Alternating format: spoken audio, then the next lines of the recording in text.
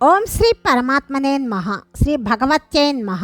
శ్రీమద్దేవి భాగవతము 5వ స్కందము 4-5 అధ్యాయాలు.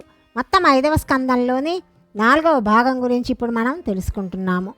దేవగురువగు బృహస్పతి మాటలు విని ఇంద్రుడు అతనితో ఏమన్నాడో వ్యాసమహర్షి చెప్పటము మనం ఇప్పుడు తెలుసుకుంటాము. వ్యాసుడు ఇలా చెప్తున్నాడు. దేవగురువకు బృహస్పతి మాటలు విని ఇంద్రుడు అతనితో ఇట్లా పలుకుతున్నాడు. నేను మహిషాసురుని హతము చేయడానికే యుద్ధమునకు ఏర్పాట్లు తప్పక చేసుకుంటాను. ప్రయత్నించని వానికి రాజ్యము సుఖము లభించదు. శక్తి లేని వారే ప్రయత్నము చేయని వారిని సమర్థిస్తూ ఉంటారు. ఉద్యమశీలుడైన వ్యక్తి ఆ విధంగా ఎప్పుడూ చెయ్యడు. సన్యాసులకు జ్ఞానము, బ్రాహ్మణులకు సంతోషము ఆభరణములవుతాయి. కానీ ఐశ్వర్యమునందు అభిలాష కలవారు ప్రయత్నము చేసి శత్రువును నశింపచేసుకోవాలి. ఇదే అతనికి అలంకారము. మునివర, ప్రయత్న ప్రభావము చేతనే నా ద్వారా వృత్తాసురుడు నముచి పరలోకానికి వెళ్ళారు. ఆ విధంగానే నేను ఈ మహిషాసురుని కూడా వధిస్తాను. నాకు దేవగురువు బృహస్పతి ఇంకా శ్రేష్టమైన వజ్రాయుధ బలము సులభముగా ప్రాప్తించాయి. విష్ణు భగవానుడు, ఉమాపతియగు శంకరుడు నాకు తప్పక సహాయము చేస్తారు. మునీంద్ర, గౌరవమును ప్రసాదించుట, ఇతరుల కార్యసాధనకు తోడ్పడుట నీ స్వభావము. నేను సైనికులను తీసుకొని మహిషాసురుని మీదికి దాడి చేయటానికి పూర్తిగా సంసిద్ధుడనై ఉన్నాను. నీవు నా క్షేమమును కోరి రక్షోజ్ఞ మంత్రమును దయచేసి జపించండి. వ్యాసమహర్షి ఇలా చెప్తున్నాడు. ఈ విధంగా దేవరాజగు ఇంద్రుడు చెప్పగా బృహస్పతి నవ్వుతూ అతనితో ఇట్లా చెప్తున్నాడు. దేవరాజా, ఇప్పుడు నేను యుద్ధమునకు వెళ్ళమని ప్రేరేపించలేను, ఆపను లేను. ఎందుకంటే రణమునరించే వారి జయాపజయాలు పూర్తిగా అనిశ్చితాలు. సచీపతి, నీవు బుద్ధివంతుడవు. ఇందులో నీ దోషమేదీ లేదు. సుఖదుఖములు మొదలే నిర్ణయించబడ్డాయి. కాబట్టి వీటిని ఎదుర్కోట అనివార్యము. బుద్ధివంతుడకు పురుషుడు నిరంతరము యత్నశీలుడై ఉండాలి. కార్యసిద్ధి జరుగుట జరగకపోవుట అనేది ఎప్పుడూ దైవాధీనమయ్యే ఉంటుంది. వ్యాసమహర్షి ఇంకా ఇలా చెప్తున్నాడు. సచీపతి అయిన ఇంద్రుడు బృహస్పతి సారగర్భితములైన సత్యవచనాలు విన్నాడు. బ్రహ్మను శరణుజొచ్చాడు. ఆ స్వామికి నమస్కరించి ఈ విధంగా అంటున్నాడు. పితామహ, నీవు సకల దేవతలకు అధ్యక్షుడవు. ఇప్పుడు మహిషాసురుడు అని పేరుగల దైత్యుడు స్వర్గాధిపత్యమును చేచెక్కించుకోవాలని కోరుతున్నాడు. ఇందుకు అతడు తన సైనిక బలాన్ని పెంపొందించుకునే ప్రయత్నంలో ఉన్నాడు. దానికి నిర్విరామముగా శ్రమిస్తున్నాడు. సమస్త దానవులు మహిషాసురుని సేనలో ప్రవేశిస్తున్నారు. వారందరూ కూడా యుద్ధమును కోరుతున్నారు.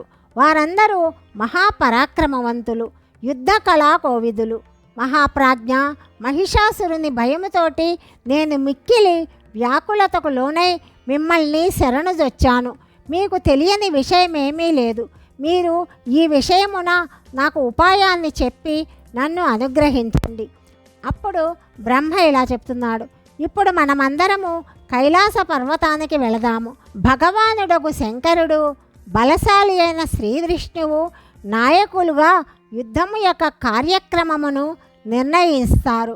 సకల దేవతలు కూడా సమావేశమై దేశకాల పరిస్థితులను అనుసరించి చక్కగా విచారించిన తరువాత యుద్ధము చేయటము సముచితమవుతుంది. మూర్ఘుడై బలాబలములను సమీక్షించకుండా కార్యమును చేసే మానవుడు పతనమవుతాడు. వ్యాసమహర్షి ఇంకా ఇలా చెప్తున్నాడు. దేవరాజగు ఇంద్రుడు బ్రహ్మ మాటలు విన్నాడు. ఆ స్వామినే తన నాయకుడిగా చేసుకున్నాడు. లోకపాలకులను వెంట తీసుకొని కైలాసానికి బయలుదేరాడు. అక్కడకు చేరుకొని వైదిక మంత్రముల ద్వారా భగవంతుడకు మహేశ్వరుని స్తుతింపసాగాడు. శంకరుడు ప్రసన్నుడయ్యాడు. ఆ ప్రభువును మార్గదర్శకునిగా చేసుకొని అందరూ విష్ణులోకానికి వెళ్ళారు. వైకుంఠమునకు చేరి శ్రీహరి భగవానుని స్తుతించారు. తరువాత దేవాదిదేవుడు భగవంతుడకు శ్రీహరితో తాను వచ్చిన కార్యాన్ని చెప్పారు. ఇంద్రుడు ఇట్లా చెప్తున్నాడు. వరమును పొంది మహిషాసురుడు అపార అభిమాన గర్వితుడయ్యాడు. అతని వలన నేను ఎంతో భయముతో ఉన్నాను. దేవరాజుకు ఇంద్రుడు భయభీతుడైన విషయాన్ని విని భగవంతుడైన విష్ణువు అక్కడ ఉన్న బ్రహ్మాది దేవతలతో మనము మహిషాసురునితో భయంకరమైన యుద్ధము జరపాలి, దానిలో ఆ దానవుని వధించాలి అని పలికాడు. వ్యాసుడు ఇలా చెప్తున్నాడు. ఈ విధంగా కార్యక్రమమును వారు నిర్ణయించుకున్నారు. బ్రహ్మ, విష్ణు, శంకరుడు మొదలైన ప్రముఖ దేవతలందరూ తమ తమ వాహనముల మీద ఆరూఢులై యుద్ధానికి బయలుదేరారు. బ్రహ్మ హంస మీద కూర్చున్నాడు. భగవంతుడకు విష్ణువు గరుడ వాహనారూఢుడయ్యాడు. శంకరుడు వృషభ వాహనమును అధిష్ఠించాడు. ఇంద్రుడు ఐరావత గజారోహణము చేశాడు. స్వామి కార్తికేయుడు నెమలిని, యమధర్మరాజు మహిషమును అధిరోహించారు. తమ సైనిక బలమును విజయవంతముగా నడుపుతూ దేవతలు ముందుకు సాగారు. మహిషాసురుని ద్వారా సురక్షితమై మదోన్మత్తమైన దానవసేనను ఎదిరించారు. అక్కడే దేవదానవుల సైన్యమునకు భయంకరమైన యుద్ధము ప్రారంభమైంది. భయమును గొలిపే రకరకములైన శస్త్రాస్త్రములతో వారు ఒకరినొకరు గాయపరుచుకుంటూ సంహరించుకోసాగారు. మహిషాసురుని సేనాధిపతి మహాబలి అయిన చిచ్చురుడు గజమును అధిరోహించి 5 బాణములతో ఇంద్రుని కొట్టాడు. దేవరాజు కూడా వెంటనే వానికి ప్రతీకారమనర్చుటయందు లగ్నమయ్యాడు. అతడు తన బాణములతో చిచ్చురుని బాణములను ముక్కలు ముక్కలు చేశాడు. వెంటనే అర్ధచంద్రాకార బాణముతో అతని వక్షస్థలమును గాయపరిచాడు. ఆ బాణము చేత గాయపడి చిచ్చురుడు గజము మీదనే మూర్తిల్లాడు. అప్పుడు దేవేంద్రుడు అతని గజము యొక్క తొండము మీద ప్రహారము చేశాడు. ఆ శరాఘాతము చేత ఏనుగు తొండము ఖండించబడింది. అది అసువులను బాసింది. సైన్యము పారిపోసాగారు. అది చూసి దానవరాజుకు మహిషాసురుడు క్రోధముతో మండిపడ్డాడు. అతడు బిడాలుడు అను పేరుగల పరాక్రమవంతుడైన దానవుని ఇట్లా ఆదేశించాడు. మహాబాహు, నీవు వీరుడవు, సూర్యుడవు. ఇంద్రుడు బలాభిమానుడయ్యాడు. నీవు వెళ్ళి అతన్ని ఓడించు. వరుణుడు మొదలుగా గల దేవతలనందరినీ చంపి నా వద్దకు రా. వ్యాస మహర్షి ఇలా చెప్తున్నాడు. బిడాలుడు అనంత బలశాలి, వీరుడు. మహిషాసురుని మాటలు విని అతడొక మత్తగజాన్ని అధిరోహించాడు. ఇంద్రునితో యుద్ధము చేయటానికి బయలుదేరాడు. అతని రాకను చూసి ఇంద్రుడు విషసర్పముల వంటి బాణములను అతని మీద ప్రయోగించాడు. బిడాలుడు వెంటనే తన బాణములతో ఇంద్రుని బాణములను తునాతునకలు చేశాడు. వెంటనే అతడు 50 బాణములతో ఇంద్రుని గాయపరిచాడు.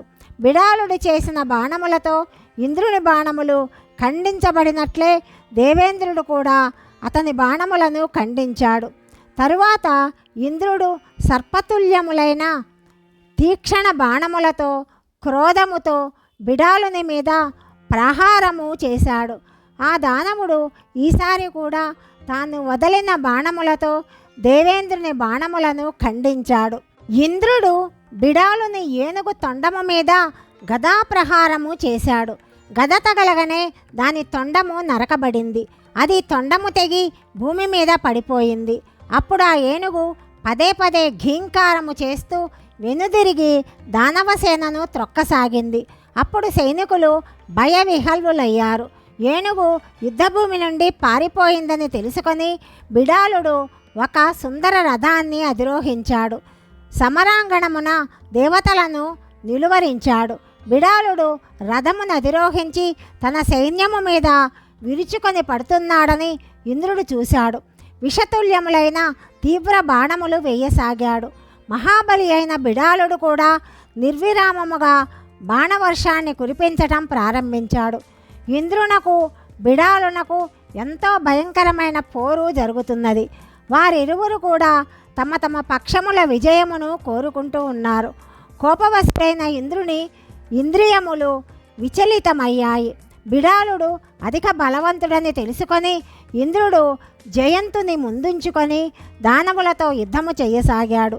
జయంతుడు ప్రకాశిస్తున్న 5 బాణములను ధనువుపై నెక్కించి బలముగా లాగి వదిలాడు. వాటి చేత మత్తుడగు బిడాలుని వక్షస్థలానికి పెద్ద గాయమయ్యింది. బాణములు తగలగానే బిడాలుడు పడిపోయాడు. అప్పుడు సారథి అతనిని రథమునందుంచుకొని యుద్ధభూమి నుండి బయటికి వచ్చాడు. బిడాలుడు మూర్ఛితుడై సమరాంగణమును వదిలి వెళ్ళిపోగానే దేవతల సైన్యమునందు విజయఘోషలు పెళ్ళుబుకాయి. విజయ దుందుబులు మ్రోగసాగాయి. దేవతల నోటి నుండి వెలువడిన విజయనాదములు విని మహిషాసురుడు క్రోధముతో ఊగిపోయాడు. శత్రువుల అభిమానమును పిండి చేసే తామ్రుడు అను దానవుని మహిషుడు యుద్ధానికి పంపించాడు. ప్రభువు ఆదేశమును పొంది సేనావాహినితో తామ్రుడు సమరాంగణమునకు వచ్చాడు. మేఘములు సముద్రమునందు జలమును కుమ్మరిస్తున్నవా అన్నట్లు అతడు బాణవర్షమును కురిపించసాగాడు. అప్పుడు వరుణుడు పాశమును, యముడు దండమును చేపట్టి దానవసేనపై విరుచుకపడ్డారు. అప్పుడు దేవదానవుల మధ్య భీకర యుద్ధము చెలరేగింది. యమరాజు విసిరిన దండముతో మహాబాహుడగు తామ్రుడు గాయపడ్డాడు. అయినప్పటికీ అతడొక అడుగు కూడా వెనుకకు వెయ్యలేదు. సమరాంగణమున ఎదురు నిలిచి వేగముగా ధనస్సును లాగాడు. వాడి బాణములను ప్రయోగించి ఇంద్రాది దేవతలను కొట్టసాగాడు. దేవతలు కూడా అంతులేని క్రోధమును వహించారు. తమ దివ్య బాణములతో దానవులను హతమనరుస్తూ నిలువుడు నిలువుడు అని పలుకుతూ గర్జింపసాగారు. వారి బాణప్రహారములతో తామ్రుడు యుద్ధభూమి అందే మూర్ఛితుడయ్యాడు. దానవ సైన్యమునందు ఎంతో గట్టిగా హాహాకారాలు వ్యాపించసాగాయి. భయముతో వారి హృదయములు కంపిస్తూ ఉన్నాయి. అధ్యాయము 4-5 సమాప్తము. 6-7 అధ్యాయముల గురించి తదుపరి భాగంలో తెలుసుకుందాం. సర్వం శ్రీకృష్ణార్పణమస్తు.